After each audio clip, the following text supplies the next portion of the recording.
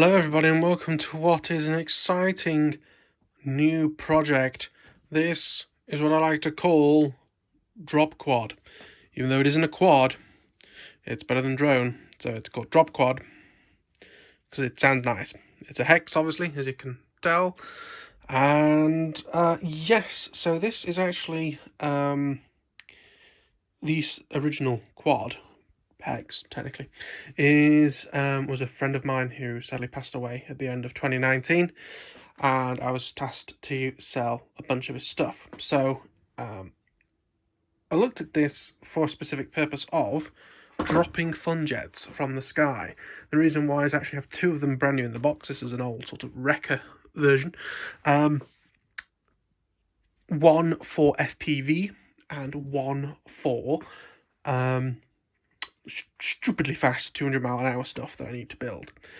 Now, the problem is, especially the FPV one, it's a bit hard to launch, and we have had quite a few failures on launch.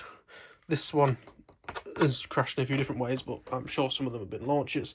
So the idea is if you could have a quad that would take it up into the sky and drop it so that it could get some airspeed under the wings before you put the motor on so it doesn't roll, then that would be great. So the basics of this, it's a Tarot frame. I can't remember which one it is. A Tarot,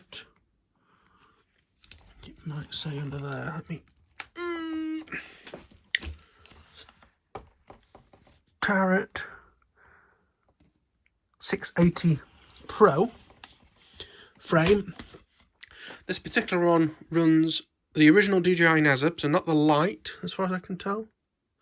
No, the original NASA. But it's been upgraded to the NASA 2 software, so it has the NASA 2 IMU, has the OSD, which I don't know if I need or not. I might sell that. I'm going to be selling the AR9000 Spectrum receiver fix. I don't use Spectrum. It's just the frame. It has JP/ZTW speaker controllers. They are the same thing, just slightly different cases, so as you can tell.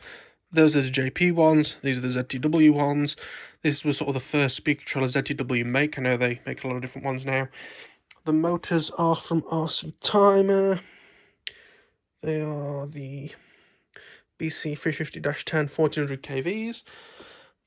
And then it just has it's retractable in terms of you can retract it when it's in storage. You can also fold the frame up so that the arms come out here for storage. So what have I decided to do? Well, my first decision was I'm going to move these out. My first idea was replace these carbon fibre sections with some slightly stronger ones, move it out a bit, and install the legs here. So those legs come out here, so they're way past the end of the wings. I even have them slightly tilted in, and good times. But another thing I started thinking about, well, these motors, actually, if you have it nestled all the way forward, those motors are not exactly blowing over things. And it's a lot less work to just adapt these. So I'm gonna do the adapting, I think. So the motor's gonna be moved out. Are the motors gonna be moved out? No, the motor's gonna stay in the same place. But then I'm gonna have like a bit of extra carbon that comes out here that then these landing legs fix to. It's gonna be 3 or 4 mil carbon. It may not be quite enough power in its current state to lift off the ground, but with these motors, they can swing bigger props. So we can always go up a size or two in props. It's currently got 10x5s. Are they 10x5s? Yes, they are 10x5s. We could go like 11s maybe as well. We can take some stuff off, like I don't need the OSD on there. If it'll run without the OSD, which I think it will, looking at that. And the OSD literally isn't doing anything. So we can get rid of them, sell them things off, etc. I bought this as is, just to recoup some of my cost then. And yeah, so we have some modifications that we need to organise. I do have some like ridiculously thick carbon plate somewhere that we could use. If not, it's not that hard to order some. We can order some, and as I say, just these will be altered because it's on the centre line. Shouldn't really cause any CUG issues.